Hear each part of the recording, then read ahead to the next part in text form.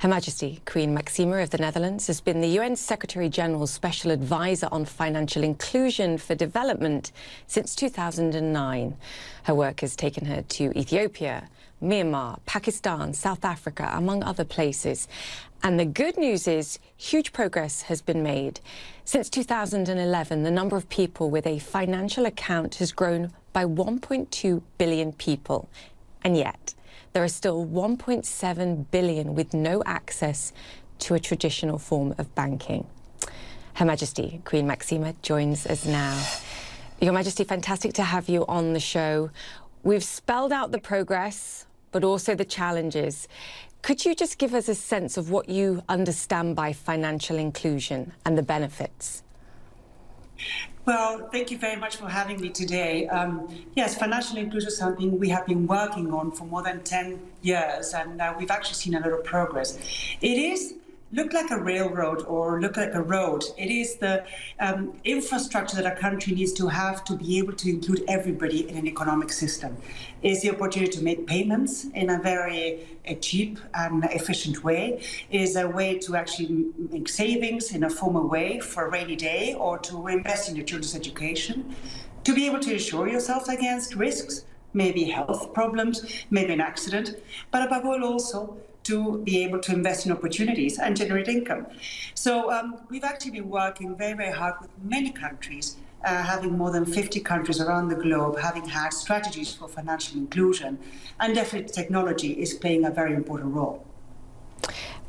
I mean, it's advantages and tools that many of us, not all of us, I will admit, but many of us in the developed world simply take for granted.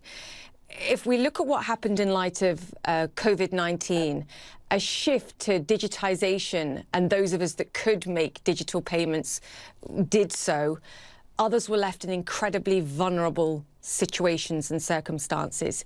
What have you seen, and who are the most vulnerable? Well, certainly this what started as a health crisis, it ended up very quickly in an economic crisis and a social crisis. And certainly in emerging countries, there is an initial formality. The people that are working in the informal sector are extremely vulnerable because they do not have access to the formal things we all have and we take for granted, like you just said. And also they don't have access to government safety nets. They don't have access to formal insurance services. And also within that, the daily wages, for example, were the first ones to lose their jobs. And within that, the groups that have actually suffered the most certainly are women. They really have taken the most amount of the burden on this issue. Small and medium-sized enterprises, and of course, sometimes farmers and rural people. What we've actually seen in terms of SMEs is, of course, they had to be shut down. Supply chains were actually completely disturbed. And we know from a survey that 2/3 of SMEs around the world have actually seen a decrease in their sales, some of them to nearly 80%. That meant that 1/3 of them had to reduce workforce, which actually ends up in unemployment across the board. In case of women, this is even worse. You know, women that actually, they have to have their own businesses to be able to survive. We know in Sub-Saharan Africa, for example, that 60% of the women-owned businesses have seen a complete loss of their income, 3 times more loss of income than men. So this is something we have to look into a lot more. And the issue with women as well is because they're 25% less likely to own a phone or have access to internet, they cannot really turn their businesses very quickly into a digital option, having more access to markets or being able to sell without contact. So they've actually suffered a lot more. So these issues have been something we've been seeing across the board.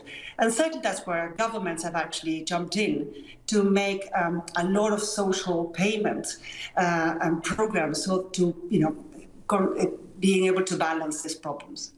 I mean, that's just an astonishing statistic. Women 25% less likely to own a phone or have internet access. I think that brings it home to all of us in many ways.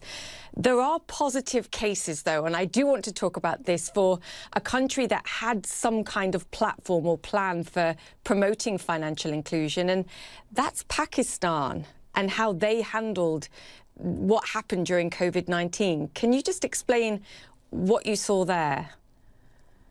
Well, the issue is, as you very well know, technology plays a very important part in financial inclusion. You know, today you can actually receive a payment in your mobile phone, and you can actually exchange that for money in your local merchant. You can actually save through it. You can actually get a credit through, you know, the amount of transactions you do, even if you do not have an asset as collateral. So these are actually extraordinary advancements.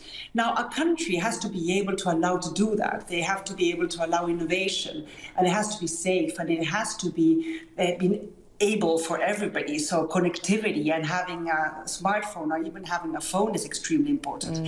Now, like I said before, 50 countries have been working very hard on their financial inclusion strategies. One of them being Pakistan. They've had invested a lot in a robust ID system, identification system. Plus, they've actually changed the regulations that actually make it possible for people to receive money in their digital wallets and their phones. So since the start of the COVID pandemic, they've actually been very fast in actually turning all the social programs into this digital payment. And they've actually reached 17 million people, so which is actually incredible. They haven't been able to do that before. But also other countries, even Togo has had a fantastic mechanism to actually give social payments to people, in which 500,000 or more people have actually received it digitally. But also countries like South Africa have actually done the same. So we've actually seen other countries have been investing in digital financial inclusion, have been able to very quickly give emergency payments to the most vulnerable in their communities. Yeah, I mean, we've spoken to many of these fintech players, these startups all over the world, Paytm in India, Hague in Nigeria, and the private sector's understanding, trying to get these people access to financial tools. It's whether the government and regulators sort of understand that and they're all working together. Surely this is the critical piece here. It's everybody understanding it's a collaborative effort. Absolutely. And there is a role for everybody to have. We call them a set of public goods. You have to have connectivity. If only the urban areas have a connectivity, have a phone, and the rural areas do not have any. I mean, you know, it's talking about mobile money accessible for all is just something that is not possible, right? So, you know, the telecom companies, together with the governments, have to work together to make connectivity really a reality for everybody and for women. How do we actually get cheap handhelds for women? You know, having a smartphone for women is not a luxury item anymore. Issues like these, issues like, you know, having fair competition, being able to have systems that are interoperable, so the customers can actually have a freedom of choice from one system to the other with better prices and better options for them to have. So all these issues need to be done from the regulatory perspective, from the government side, also in cooperation with the private sector, because they also have to come up with the products that are right for people. Because there's no use to have a bank account, and they cannot really assess the needs of a woman in the rural areas, that she really needs to have very small short-term credits just in case she had illiquid moments, or, you know, very much you know, types of savings products that incentivize her to save at the moment that she doesn't have to pay school fees, but when she has to pay school fees, then she can actually disperse it. So being mindful about people's needs and developing those products is also part of the private sector's role. So the cooperation between the public and private sector is here essential. I have a story to make. We have a group of CEOs of cross-sector companies, from consumer goods to technology to telecom to banking. And what we've been doing is actually having them work together in certain markets to really digitize all the merchants in a given region, so that all these mom and pop shops can actually receive mobile payments. They can actually also to the suppliers, but also to the customers. And with that, they have actually much more access to credit and to insurance. And you see that the whole supply chain starts elevating itself in terms of quality. These type of cooperations, not only with the public sector, but also the private sector among themselves, is extremely important. It actually gives me goosebumps hearing it. It's the idea that you actually tailor the products to the individual, and then it's not just about giving them financial access, it's actually about giving them access to products they can use. It's so important. What we've seen in COVID, has accelerated digitization, the focus, it's emphasized the need. Just in terms of your work going forward and the UN's work, what's the plan now? How do we use this moment, harness this moment to accelerate the progress you've made? Yeah, you know, funny enough, 10 years ago, I really had to make the case why financial inclusion and why technology was so important. I don't think I have to do that anymore. The issue is now the how, is to really help countries really scale up and really make this a reality and really getting the cooperation between the public and the private sector going. And sometimes it takes a little bit of figuring out how the supply chains work, for example, in the farming sectors, in the rural sectors. What happens with merchants?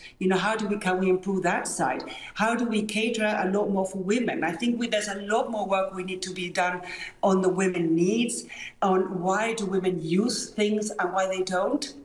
How can we actually make them a lot more incentivized for them to save and take better credits and inform them better? I think there's a lot of things we have to learn also to actually cater this probably better for women. And in terms of SMEs, I think digitization will be an extremely important thing that we should be focusing on, definitely. Well, I'm enthused. I can see you're enthused. Hopefully everyone else watching it will feel the same after this. Your Majesty, fantastic to chat to you. Thank you so much, and I hope you come back soon. Thank you once again. Queen Máxima of the Netherlands there, the United Nations Secretary-General's Special Advocate for Inclusive Finance for Development.